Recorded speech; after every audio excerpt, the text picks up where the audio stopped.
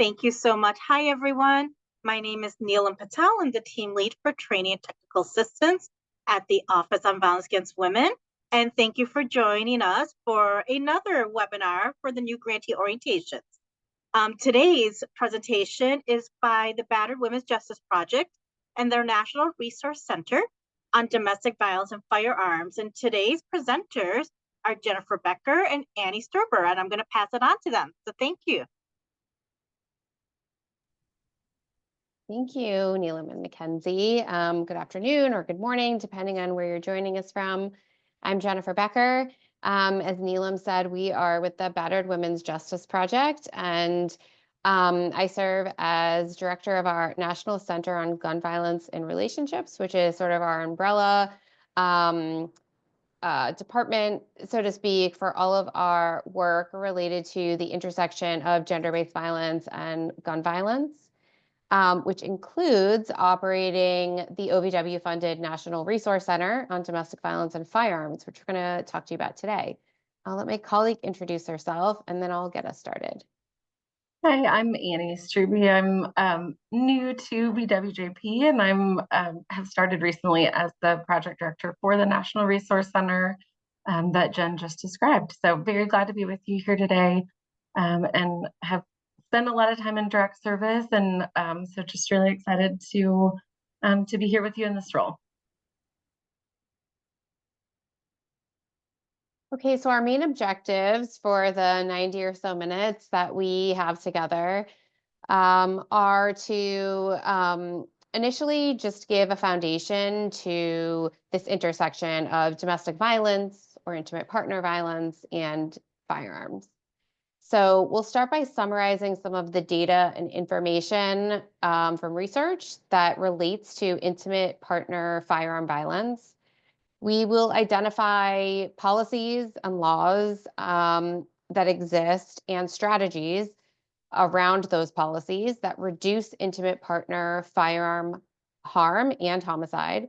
And we will tell you about the resource center's available training and technical assistance that we hope you will access so that we can provide more in-depth training and TA to meet your needs. So we will start by framing this. We don't want to make any assumptions that folks have any in-depth knowledge about the intersection of intimate partner violence and gun violence, or the sort of web of laws that exist that try to address this and reduce firearm injury and homicide in the intimate partner violence context. But we won't go into the weeds on any of this. We'll kind of touch on the main topics that surround this that we provide most of our training and TA around. So first is addressing what we mean when we say the intersection of domestic violence and firearms. And we'll reference some of our specific resources as we go along, but at the end, we're going to walk you through our website, which is a clearinghouse of resources and webinars. So the first resource is really a compilation of research, reliable research in the field that relate to the intersection of intimate partner violence and firearms. And it's sort of broken out into some of the more reliable research findings with respect to rates of intimate partner violence perpetration, rates of gun violence perpetration, and then research around that overlap, intimate partner firearm injury, homicide, some research around other people that are impacted by intimate partner violence related firearm violence, and then some laws that speak to the efficacy of the policy that we have in effect that aim to reduce intimate partner violence, injury, and homicide by firearms. So the QR code will take you directly to that resource, but Annie is going to walk through some of that research now just to give everyone a primer. And I'm sure some of these are statistics that many of you know. I'm just looking at the chat. There's an amazing wealth of experience, it looks like here. But just to kind of start out on this kind of an initial base, like Jen said, together. So what we know is that the presence of a firearm makes it 5 times more likely that a woman in particular would be killed by her abusive male partner. We know that firearms are used to commit more than half of all intimate partner homicides that occur in the US, and that domestic violence incidents involving firearms are 12 times more likely to result in death than incidents involving other weapons or bodily force. And then I think, kind of one of the most startling statistics is that we know that 4.5 million women in America have been threatened with a firearm, and 1 million American women have been non-fatally shot or shot at by an intimate partner. So I think we tend to talk a lot about homicides, and maybe not so much the impact that firearms in general have in intimate partner violence. And although anyone can be affected, of course, as we know, by domestic violence and by firearm involved domestic violence, we know that some people are experience a greater impact.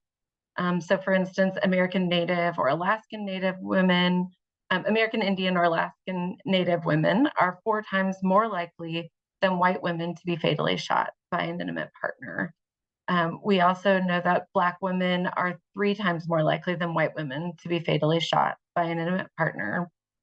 And that pregnant or postpartum women are twice as likely to be murdered than to die from common obstetric causes. So again, not something I think that's discussed very much when we talk about maternal health and risk factors. In fact, in 2020, about 80% of pregnancy-associated homicides involved a gun.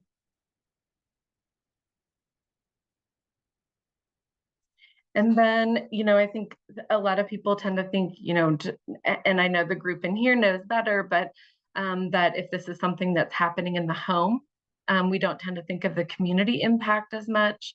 But we do know that more than half of mass shootings from 2014 to 2019 were domestic violence related. So you can see that direct effect on the community. And that in more than 2/3 of mass shootings, the perpetrator either killed at least one partner or family member or had a history of domestic violence. Um, we know that firearm fatalities are the leading cause of law enforcement line of duty death. Law enforcement has for a long time known that these are very dangerous calls and train officers accordingly. We also know that 31% of firearm homicides of children under the age of 13 were found to be intimate partner violence related. So I think we can really see the community effects and the ripple effects that occur from domestic violence, firearm violence. And there's also a strong murder-suicide connection involving firearms. So there are about 1,000 to 1,500 deaths per year as a result of murder-suicide. 9 out of 10 of those involve a firearm. About 65% of all murder-suicides involved an intimate partner, and 21% of murder-suicide perpetrators were over 55, so age 55 or older, which is uncommon if you look at kind of homicide statistics in general.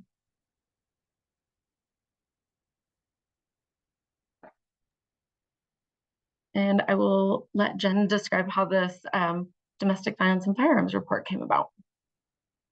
So this is another source that might be helpful to you in your work, or in just further understanding the risk of firearms within intimate partner violence.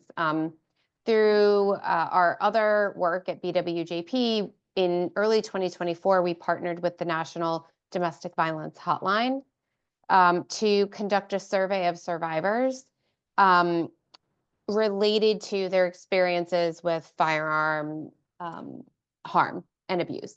So this was actually building off a similar survey that the hotline conducted in 2014, so 10 years ago. And in 2024, we expanded the questions that we asked. So it included the 2014 questions, but expanded. And the reason why we bring it up today is because it is not meant to be used as a source of prevalence of firearm abuse and violence within intimate partner violence. It is a survey and data related to survivor experiences. So we just always provide that caveat. Don't use it for prevalence because it's a small-ish sample. There were about 2,400 respondents in the final data analysis, but what it really provides a lot of great context for are the various forms of abuse and violence that intimate partner violence abusers use firearms to facilitate, and really helps to kind of show the wide spectrum of conduct beyond just, as Annie said, sometimes the focus tends to be on homicide alone instead of some of the other forms. So what I think is really rich about the report is we gathered a lot of narratives from the survey respondents. So I pulled out a few here. They highlight a few of the different, themes and forms of abuse that really come through.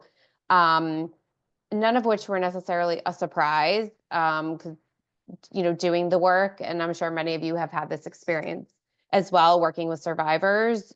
We have heard about these forms of firearm facilitated intimate partner violence before, but it's really helpful to see it captured in this way.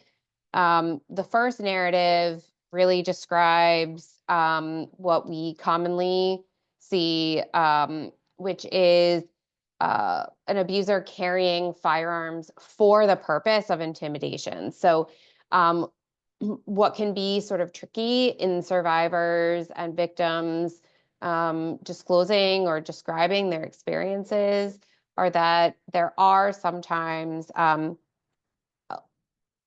they are essentially describing what can be, in some circumstances, lawful firearm possession and use, right? So carrying a firearm in many instances is not unlawful, and may not be abusive conduct.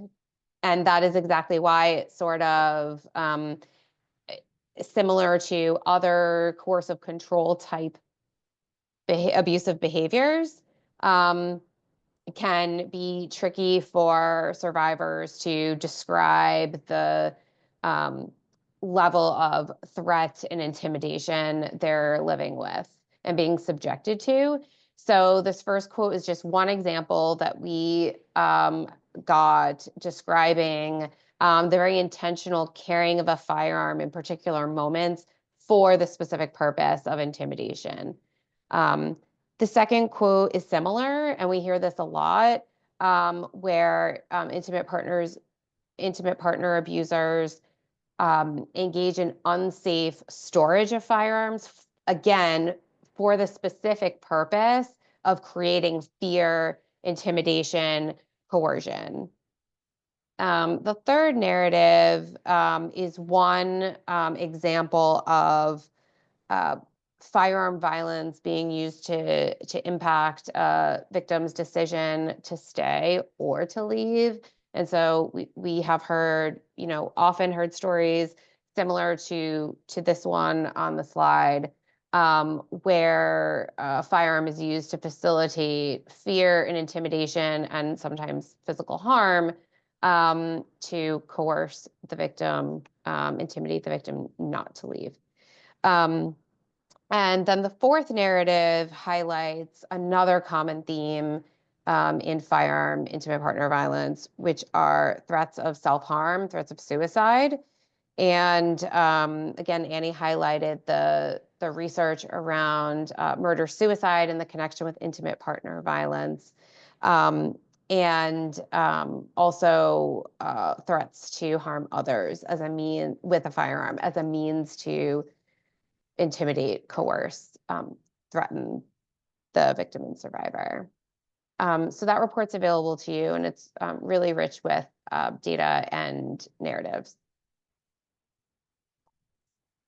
So I'm going to shift gears now and talk about the laws, primarily the federal legal framework that exists that aims to reduce access to firearms by those who commit domestic violence, and therefore aims to reduce intimate partner violence, homicides, and other harm. And again, I am not going to go too deep into this. We have a baseline toolkit on these federal laws on our website that we'll point you to towards the end. And we've got other resources as well and webinars that walk through this in detail. And again, we're always available for your individual questions, but just really a high level overview. There is a federal statute at this citation, 18 USC 922G, which was enacted as the part of the Gun Control Act of 1968. And it enumerates several statuses or categories of folks who are prohibited from essentially accessing a firearm, from possessing, from purchasing a firearm or ammunition, if they meet one of these statuses. So in the early to mid 90s, subsection 8 and 9, which relate directly to domestic violence, were added. So I'll walk you just through briefly. They are complex, and their intersection with other laws can be really difficult to grasp if you haven't worked with these laws before. So don't be intimidated by all of the text on the screen. I know I'm violating PowerPoint law right now, so forgive me. But I wanted it to be a resource as well in case you just wanted to save these down. So subsection 8 is what we commonly refer to as the Domestic Violence Protection Order prohibitor. So it prohibits someone who is the respondent, someone who is subject to a qualifying domestic violence protection order, from accessing firearms or ammunition. So the bullet points on the screen are the elements that would trigger the prohibitor here. The parties have to have one of the qualifying relationships, which for this prohibitor are current or former spouses, current or former cohabitants, having a child in common, or a child of either the protected person to the order or the person subject to the order. There has to have been due process underlying the order, in the sense that there has to have been a hearing for which the respondent had notice and an opportunity to participate. Whether they choose to participate after having sufficient notice is their choice. And then the order has to specifically do a few things. So either it has to prohibit harassing, stalking, or threatening an intimate partner or a child of either the respondent or intimate partner, or it prohibits engaging in conduct that would place an intimate partner in reasonable fear of bodily injury to the intimate partner or a child of either. And then the order has to either include a finding of a credible threat to the physical safety of an intimate partner or child of either, or that order has an express prohibition against the use, attempted use, or threatened use of physical force against an intimate partner or child of either that would reasonably be expected to cause bodily injury. So I know there's a lot of either ors here, but one important thing to take away from this is the precise language that's in those latter two elements isn't essential, as long as it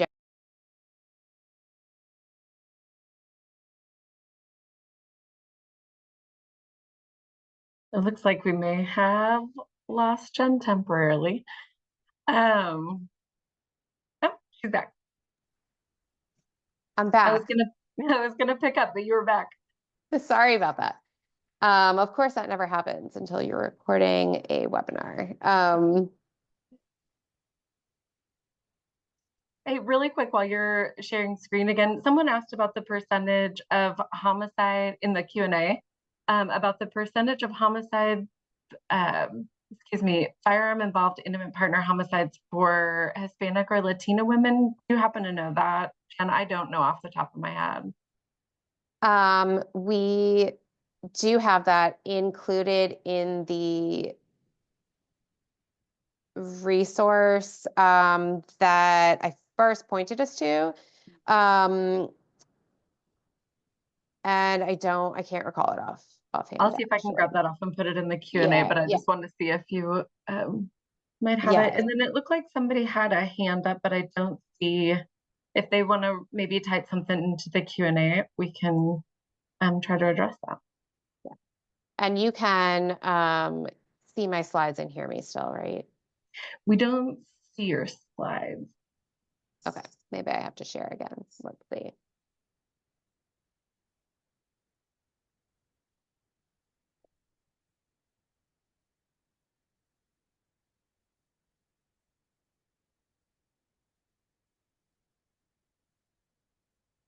Okay, how There about we now? go. Yep, we're back.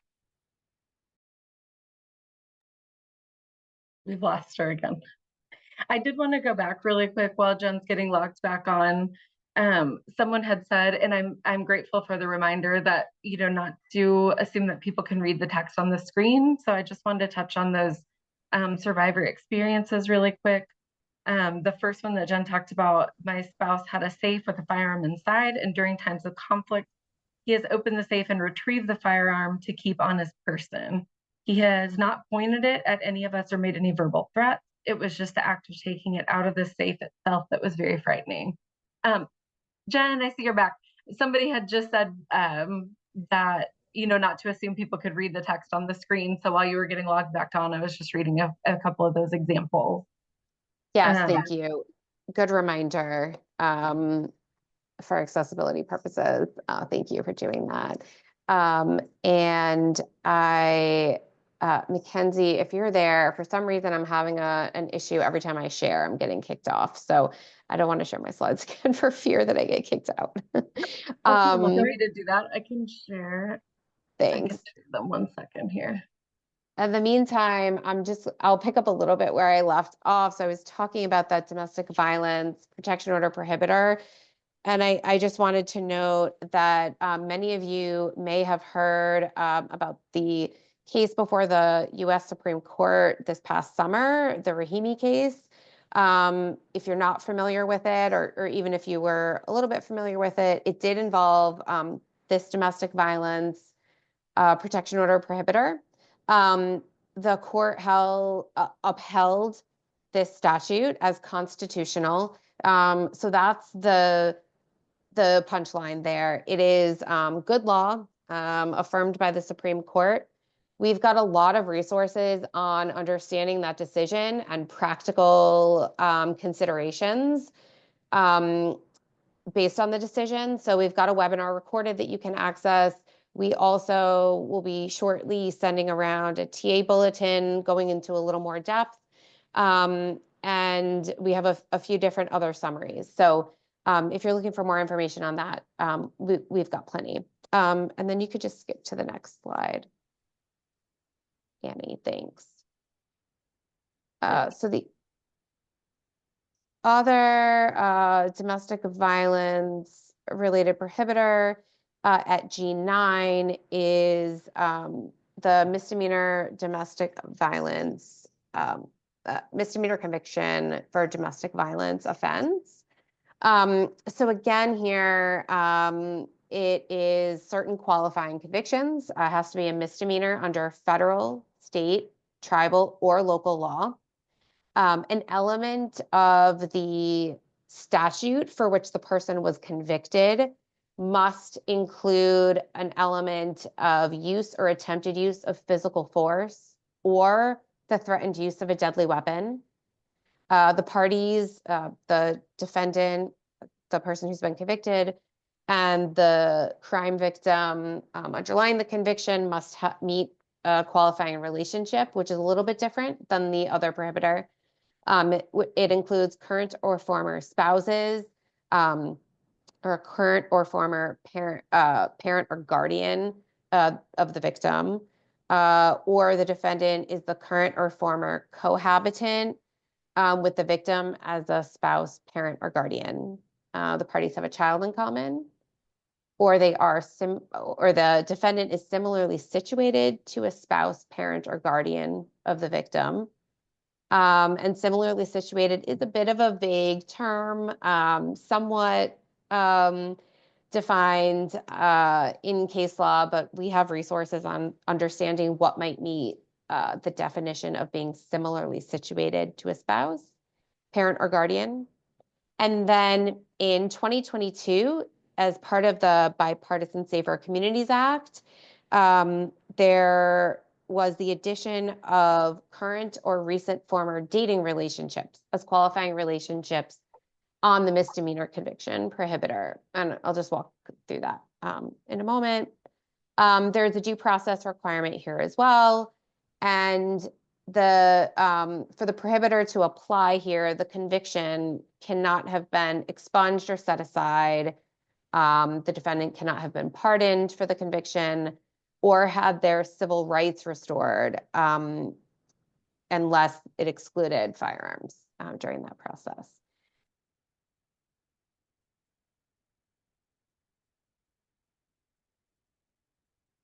Let's see. So I think she was at the bottom here. So it has not been pardoned or had civil rights restored. So that would be for the qualifying misdemeanor domestic violence conviction.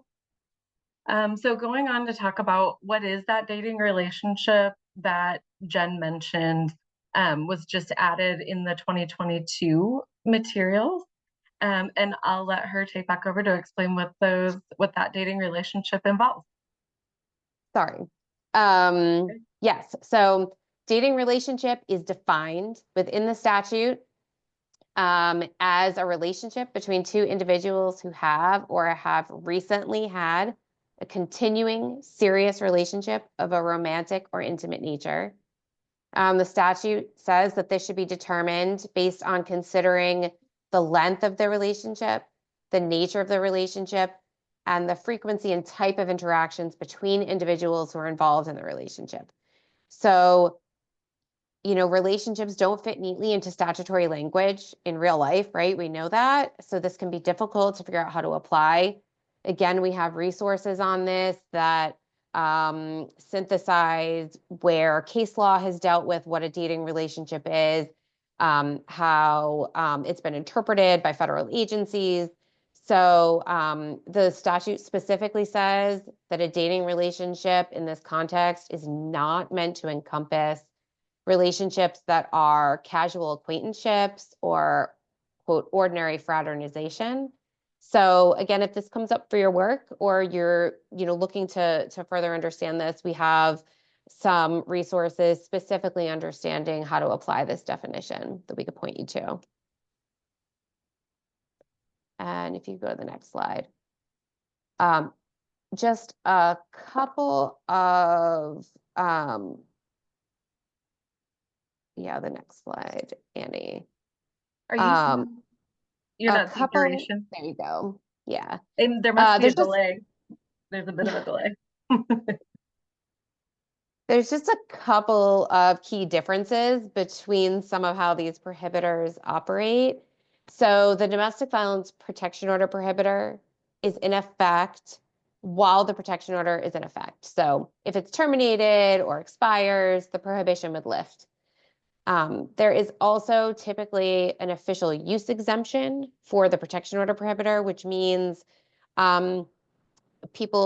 respondents who work in certain jobs, law enforcement, could be armed security, military, that are required as part of their duties to utilize a firearm. If an official use exemption applies, can be permitted to still possess a firearm and ammunition while they are on duty only. So it wouldn't extend to their private lives once they're off duty. And then with respect to the misdemeanor domestic violence conviction prohibitor, there are some differences in how this applies. If the relationship between the parties is one of a dating relationship, as opposed to the other 4 categories of relationships. So for a dating relationship, the conviction has to have been entered on or after June 25th, 2022, when that law went into effect. The other qualifying relationships, the conviction could be from any time before or after passage of that statute in the mid-90s. The duration of the prohibition differs as well. It is a permanent prohibition for the original categories of qualifying relationships. For dating relationships, it is generally a 5-year prohibition, unless a couple of factors could change that to being a permanent prohibition.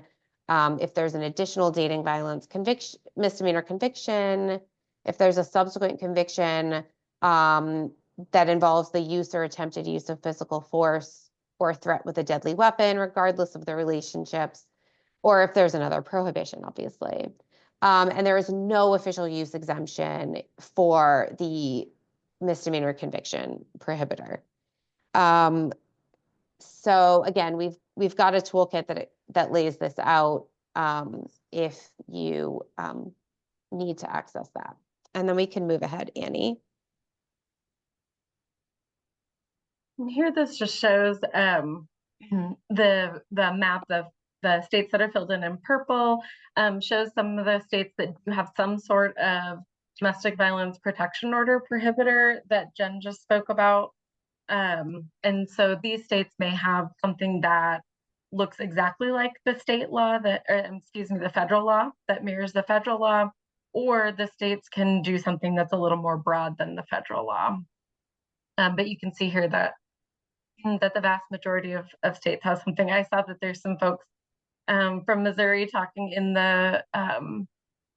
the chat, and you'll notice Missouri is not filled in purple here, as we know.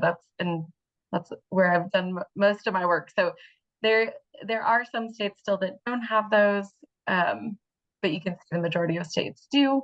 And then this map that outlines the misdemeanor crimes of domestic or dating violence, those states that do have those prohibitors that Jen just outlined for you too. So you can see which states may have at least some form of that prohibitor related to a misdemeanor crime of domestic violence. Anything you want to add about those, Jen? No, perfect.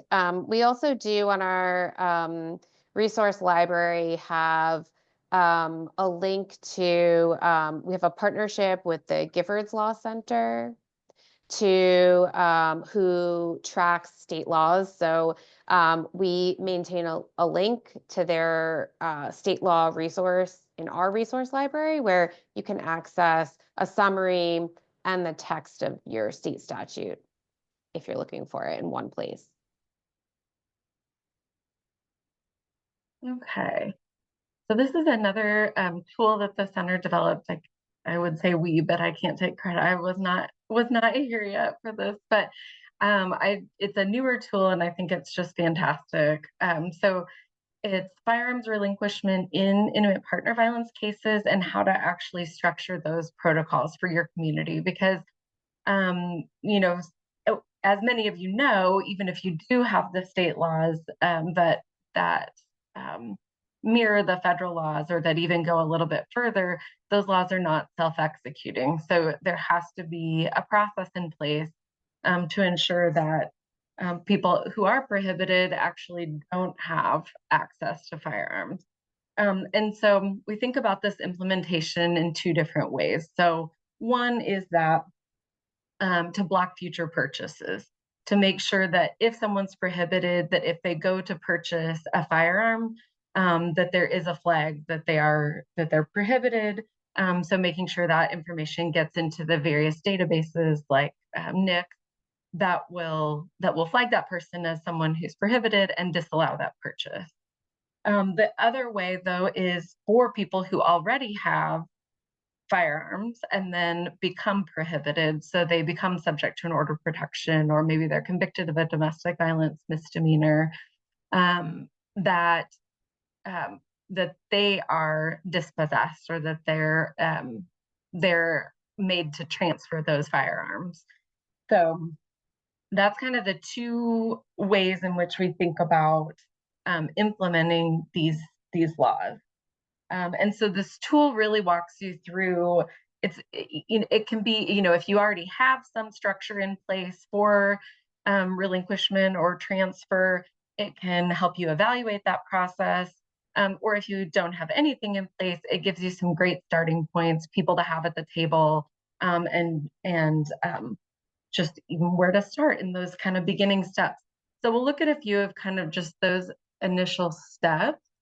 Again, this is drawn from the tool, so I would really encourage you to go to the tool to look at all of these steps in more depth, but to kind of give you an outline. Before we know how to or what firearms to remove from someone who's prohibited, we have to know what firearms they have. And so, places have gone about this in different ways, but for instance, in domestic violence protection orders, sometimes that information is listed within the petition. Sometimes there's testimony given about that during the hearing. And Jen, correct me if I'm wrong, don't some jurisdictions have specific forms to fill out when people are filling out orders of protection regarding firearms? Yes. Yes. Describing those specifically. The court can also, like is listed here, gather testimony about what those firearms are during the hearing. In the criminal proceedings, sometimes those firearms are listed in police reports. Lethality assessments can sometimes contain that information, as well as testimony during the various hearings that occur in that criminal case. As far as court orders go, and the tool really talks about the need for clear and enforceable orders to transfer. So something from the court that specifies, and we talk about this a little bit later, but all of the details someone would need to be in compliance with that order. And this can be oral and written information about how to transfer the firearms, what the acceptable transfer means are, what proof is required that someone has transferred the firearms, and what time frame they have to complete that transfer to be in compliance with the court order. With service, and this is specific to the protection orders, we want to make sure there's a consistent process for timely service, which, unrelated to firearms, I know that this is a big challenge for lots of communities. People are doing some, creative things, and I think that's another reason, like, reach out to us if this is an issue in your community. There's a lot of great work happening in this around the nation. Then you want protocols for seizure or transfer during service. So for those, sheriff's deputies or whoever it is in your area that's serving those orders, a lot of communities have luck just having at least some of those transfers happen immediately upon service. And then also having a protocol for victim and court notification of service. So we want to make sure that the courts and the victim are aware that this protective order has been served, and that this person at least should be prohibited at this point. As far as the transfer process itself, we want to make sure the process is readily available so that it's something that the person who's prohibited can complete, that there's clear and specific documentation of the transfer, so we know what weapons have been relinquished, and when and to whom, and then that there's a process for storage that's set up. And I know this has been one of the barriers that communities have expressed, is having this storage area or storage available for the firearms. And it's something that, again, a lot of communities have done in various ways and have come up with some creative solutions, and we would love to help you figure out something for your community as far as that goes.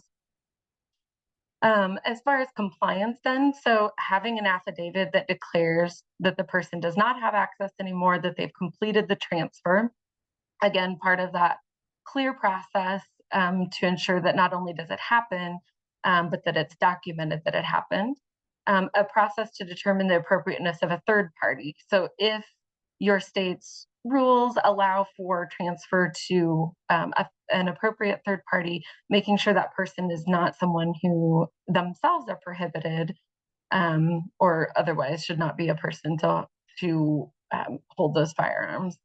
Compliance monitoring protocol, so whether that's court, probation, law enforcement, whatever entity is going to be in charge of making sure that that person has relinquished their firearms, that there is some follow-up to that the person can't just not comply and then not face any consequences. And then again, a process for victim notification. So letting that victim know not just that the order was served, but then when the firearms were relinquished, and which firearms are relinquished, or letting that victim know that those firearms have not been relinquished. So, that they are able to safety plan knowing whether or not those firearms are present, that the abusive partner has access to those. And then as far as enforcement, we mentioned the databases earlier, but making sure that your community has a protocol for entry of those protective orders and the misdemeanor convictions, reflecting the parties' relationship. So particularly if the community doesn't have specific domestic violence misdemeanor convictions, that party's relationship is mentioned in there, so they know that's that triggers that federal law into the various databases that might be accessed if someone's trying to purchase a firearm. And then as far as the protocols go then for transferred firearms, if that transfer is time limited. So if the person, like Jen said, the protective order prohibition is only in place while the protective order is in place. So how that person gets their weapons back at the end of that period, or maybe with the dating violence prohibitor as well, if they're going to return those firearms to that person, a way to ensure that when that time comes, that person did not become prohibited for a different reason, and that prohibition has actually been lifted. Anything else on the protocols you want to mention, Jen? No, perfect overview. And we're glad to help with any of those steps in the process that we can. So please give us your questions.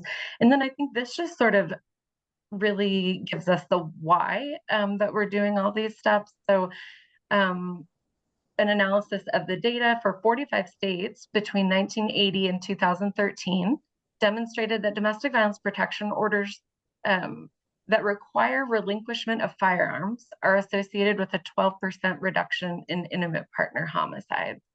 And so again, we can't necessarily say that this is a cause for sure, but certainly this correlation exists, and that shows that these laws for sure have the potential to save lives, and how important creating those protocols are. I will just note how we approached the updated relinquishment toolkit that Annie showed a screenshot of a couple slides ago, is to have an effective and consistent firearm relinquishment or transfer protocol. It really is a multidisciplinary effort, and it takes lots of stakeholders and systems actors to ensure that there is an effective, informed process in place, and it does take some resources. So realizing that no one can just champion a policy and carry it out themselves.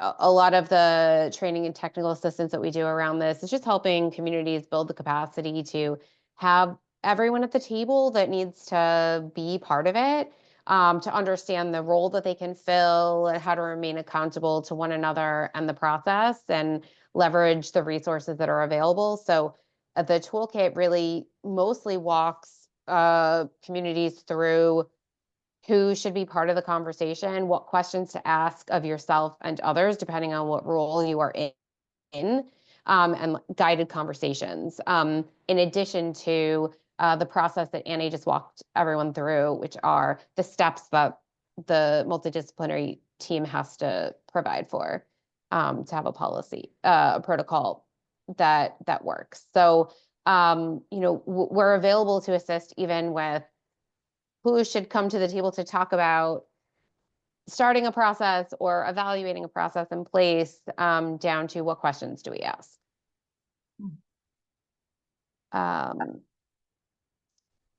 I see a hand raised. I'm not sure if folks can just take themselves off mute or if you want to just put your question in the question and answer box, the Q&A box. Somebody did ask in the chat box, are the statistics gathered from only the ones reported by the individual? Is that in reference to that last statistic around the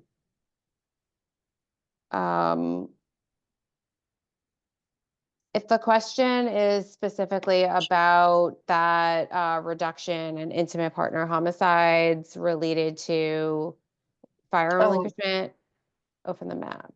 Yes, from the map.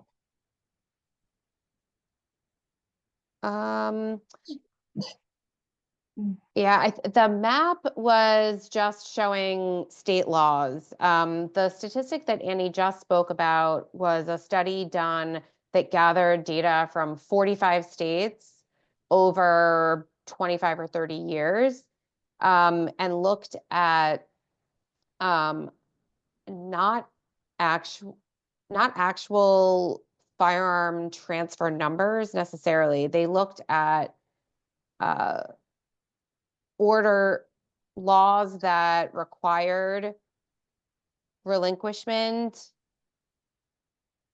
subject to a qualifying protection order and orders that incorporated a specific mandate to relinquish, and then looked at homicide rates in those states over those years. So this cannot be said to be causation.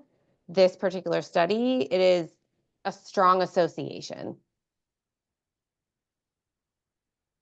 So I hope that got to your question. But also happy to, if you have a follow-up question, you can put that in there, or happy to have follow-up conversation. Okay, great. So we're next going to just give a really brief explanation to what extreme risk protection orders are and how they differ from domestic violence protection orders. This is another area that we do a lot of work around. And you may have heard of extreme risk protection orders. They're sometimes referred to as red flag laws, ERPOs for short. They've got a couple of different interchangeable names here. But basically, ERPOs are another type of civil protection orders. They're orders by a civil court, and they address only the ability to restrict someone from continuing to possess, or from possessing, or from purchasing firearms or ammunition, and typically issued when there is a demonstrated showing that the person prohibited by the ERPO is a danger to themselves or others. So ERPOs are available currently in 21 states and Washington, D.C. So you may live in a state that has this tool available. There's some key differences. Again, we have toolkits and resources on this. We have a couple of recorded webinars available on this as well, but I'll just touch on some of the main points here. The purpose between the two tools are different. Again, as I just said, ERPOs the purpose is to prevent firearm harm to the restrained person or others. And whereas the purpose of a domestic violence protection order is to protect a family or a household member from further abuse and harm. Who can petition for these tools for these remedies varies. For domestic violence protection orders, generally people who are linked by children or dating history, marriage, current or past, cohabitation, blood relationships, and these are all dependent on state law, which is why, I'm touching on them saying generally, because there is variation across states to some degree. Every state has some domestic violence protection order law. So for who can petition for ERPOs, it is I think in every existing statute, law enforcement and prosecutors. Sometimes they are the only permissible petitioners. In a lot of statutes, it could also be a family or household member, as defined by that state. Some allow medical professionals. Some allow mental health professionals. So that might differ. So in some jurisdictions, an intimate partner could be a petitioner for either tool. In some jurisdictions, they cannot. The standard by which the court has to make the finding in order to issue the order usually differs. So typically the standard for domestic violence protection order is preponderance of the evidence, which is that more likely than not type legal standard. ERPOs are typically a higher standard of proof. They are mostly clear and convincing evidence or probable cause. There are some states that have different types of ERPOs, like ERPOs that order investigation, like Connecticut has, which requires a good faith belief. There are ex parte that might have a different standard than final. Who is protected differs as well. So the named party, the intimate partner or children, maybe pets or other family members who are named in a domestic violence protection order are the protected party. In ERPOs, it is the respondent, really, who's the protected party from self-harm, and the general public from threats to others. You could just go to the next slide that touches on a couple other differences, Annie. So again, the protections are different. As I mentioned, ERPOs have a relatively singular protection, which is restricting firearms access during the duration of the order. Whereas domestic violence protection orders, as many of you know, are flexible and pretty expansive and can provide for a range of remedies that can be relatively tailored to the intimate partner's individualized situation and risk of harm. Could provide in certain instances for protections related to housing or visitation of children in common, or certain economic protections, at least for a short period of time. So a whole range of protections are available, including most often firearms access. The duration of the order, this is very dependent on state law, but is often different between these two remedies. Enforcement, who can enforce, is also different. So the protected party to a domestic violence protection order has, some ability to enforce the order if it is believed to be being violated by the respondent, or they can seek enforcement through law enforcement, dependent on state law for criminal liability for certain violations of orders.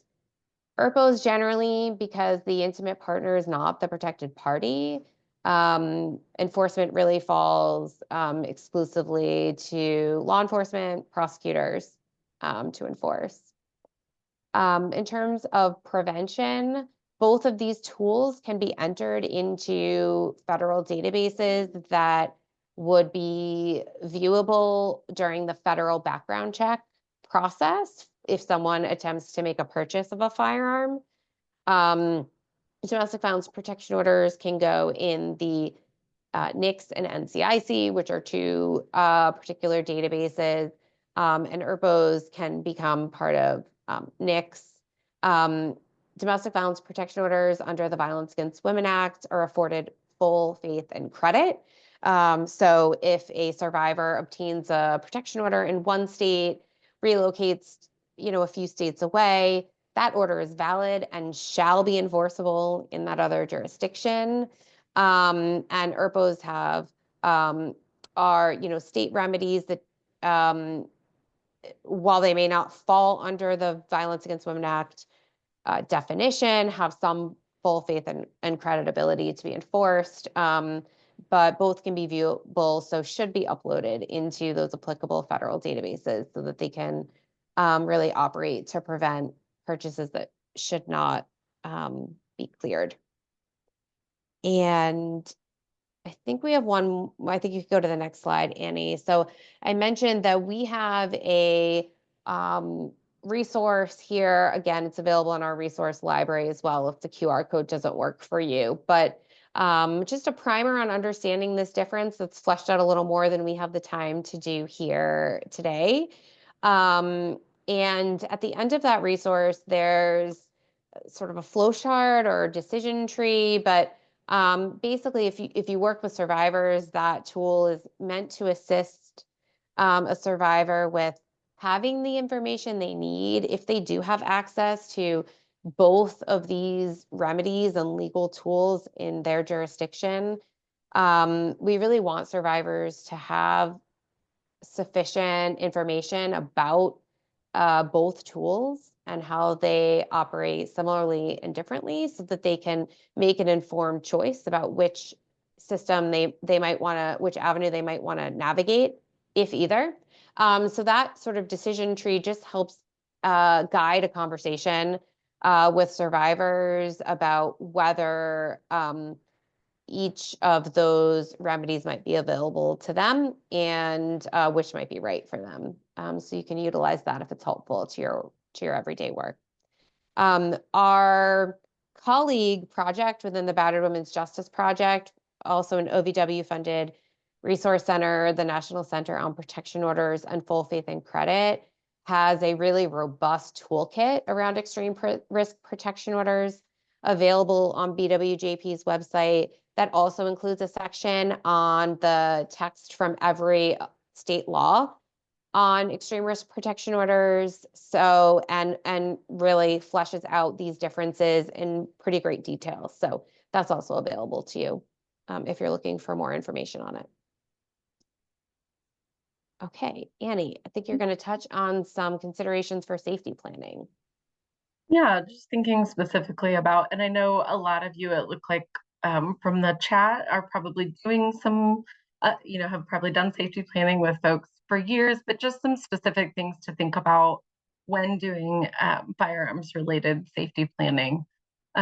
So, asking people specifically what threats have taken place about firearms, having a full discussion on firearms with the client. So, sometimes this is asking about it specifically. I think that's important because, even if we ask about what was the worst incident that's occurred or the scariest incident, this may not be something that people mention. Firearms may not necessarily come up automatically. I know sometimes what my idea of what the scariest or the most dangerous incident was not the same as what the client may have in mind. So I think it's good to ask specifically about it. Addressing threats or imminent danger. So looking for all those lethality indicators and just indicators that things may be escalating when you're asking about the presence of firearms. And of course, the importance of listening to the victim in all this. So, when Jen was talking about the difference between the two tools, the ERPO and the protection order, and really helping people figure out which one is right, and if either, as she said, there may be some advantages to one or the other for people, and they're going to know that if we lay out the options for them and talk through the various safety risks and advantages that each one may have, and then really listen to where they're wanting to go with this.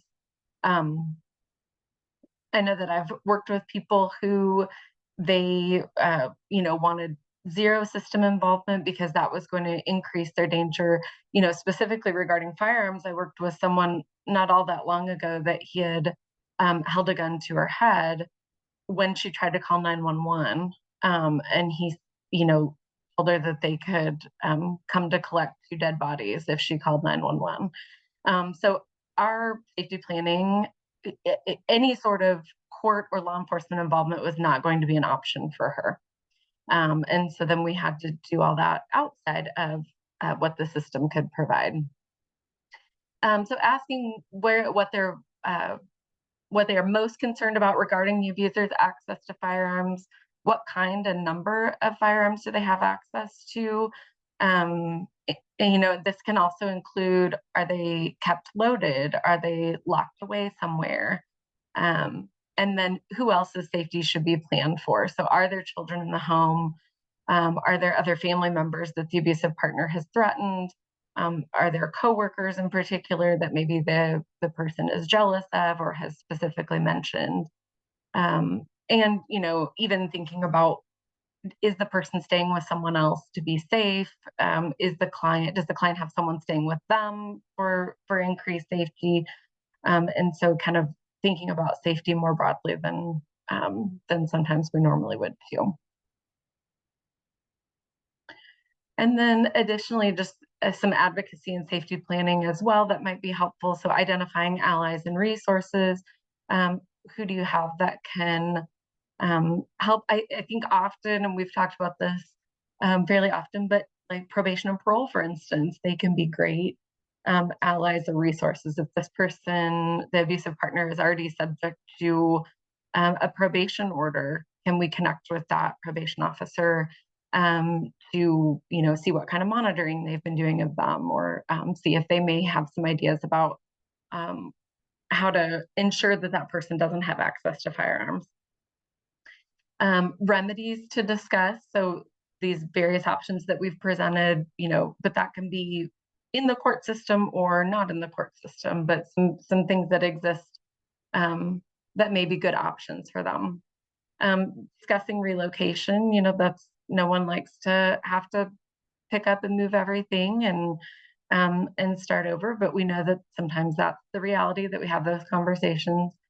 And an evaluation of and updating that safety plan. So remembering that that's not something that can be static, that it has to, abusers' behavior changes. And so that safety plan has to be flexible enough to also change and adapt to those circumstances. And so, yeah, just looking at requiring abusers to relinquish, monitoring that compliance, kind of like those steps that we talked about that exist within the tool, and then ensuring that law enforcement know of any firearms prohibitions. I think that's also a great opportunity for advocacy, because maybe there's not a very formal protocol in your community yet, or you're concerned that that information is not getting passed on to law enforcement. And sometimes, creative advocacy can involve getting that information to the right people so that they're able to help enforce that. And then, just a reminder, and we've mentioned this as we've talked today, but that we are here to help. So please send any technical assistance or consultations that you have our way. We have that great resource library that so many good tools in it. We can provide on-demand and custom trainings, and then also provide policy analysis as well. And I'll let Jen show you the fantastic new website that we have. Yes, thank you. You can go to the next slide. So we're just going to give you something of a tour to our website so that you feel comfortable accessing what's there. We did launch a new website just a couple of months ago that we believe is a little more intuitive to navigate than what we had before. And so hopefully you'll find your way around it. But you land on the homepage, and we've organized it in a couple of ways. So we really sort of focus the work through the website around the law that applies here to addressing the intersection of gender-based violence and firearms, those federal laws that we walked you through a little bit, and related state laws. Research, so we try to be a conduit between the research field and getting that research that can really aid in your day-to-day work with and on behalf of survivors in an accessible way. So we post a lot of it here, synthesized versions of research that we are able to work with the research field to develop. Implementation. So things like relinquishment that Annie was talking about is, probably the biggest piece of our implementation work, but how the various policies, federal and state laws are implemented, because as Annie mentioned, these prohibitors and related laws are not self-executing. So organize resources that way in TA. And then we have what we refer to as community spotlights. So we highlight different communities and how they are approaching trying to reduce intimate partner firearm harm and homicide in various ways. And so our hope is that we can lift up some promising practices, some models that are working in those communities for others, and they can maybe serve as inspiration for what can actually kind of get off the ground and be helpful in your own community. You might see something in some of these community spotlights that you think could work in your own community and start a conversation there. We can also assist with connecting with the folks who are carrying out those promising practices or those models that you're hoping to incorporate in your own community. So we could do that peer-to-peer connection and mentoring if that's helpful for you. We've got a lot of forms from different communities on all of these issues, court-based forms, compliance forms, probation forms, that if you're developing those and want to look at some samples, we've got a collection of those that we can share. We can go to the next slide. So these are sort of the 4 kind of areas, buckets that we've organized our work and the website around that I described. We can go to the next one. So if you go to that focus in there, if you go to the About tab, you can land on each of those section pages. Those will pull out and highlight the most helpful or the newest resources in each of those sections for you. Now you can go to the next slide. Thanks. And then our resource library is probably where you're going to find the most helpful. You can go to that resource tab. On almost every page, there is an option to navigate to the resource library. So you'll find it in a lot of different ways. And if you hit next, Annie, it should pop out a couple of the ways to filter. There are 2 different ways that you can filter through the resource library. So you can filter by those topics, those big buckets, research, the law, implementation, and community, which are going to be like community spotlights and examples. Or if you just go to the next tab, I pulled out a screenshot of, you can also sort by audience. So we try to carefully tag our resources. A lot of them are applicable to any discipline, any audience. Some of them are more targeted, and so we try to tag them accordingly. So if you're a law enforcement officer and you really want to see the resources that are specific there, you can filter that way. You could also filter by both and narrow that down.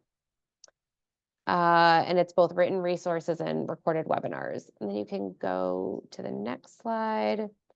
So this is the landing page for the community spotlights.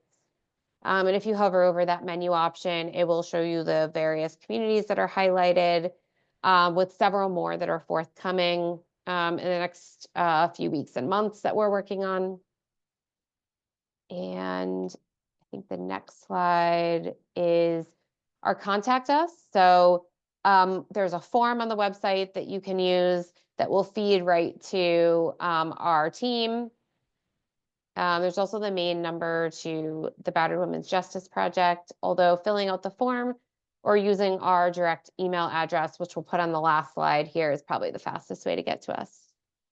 And then I think if you go ahead, that is the web address and our email address, which feeds to our team. So one of us can get back to you quickly with any requests that you have. And so that's our overview and our introduction.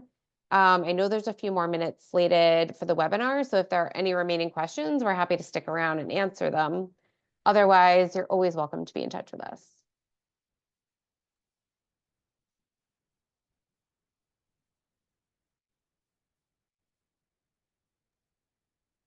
We'll give everybody a couple moments to ask any remaining questions. One question about the slides, Mackenzie, are they available? Do you need us to post them? No, we will post them on the TA to TA website along with this recorded webinar.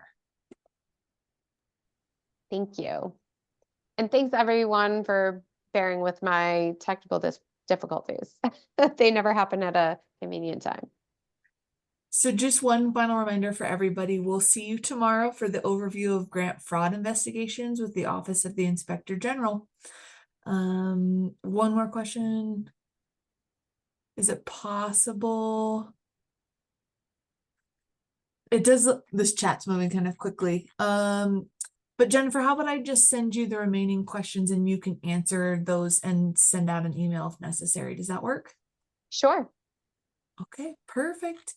Thanks, everybody. We'll see you tomorrow. Thank you.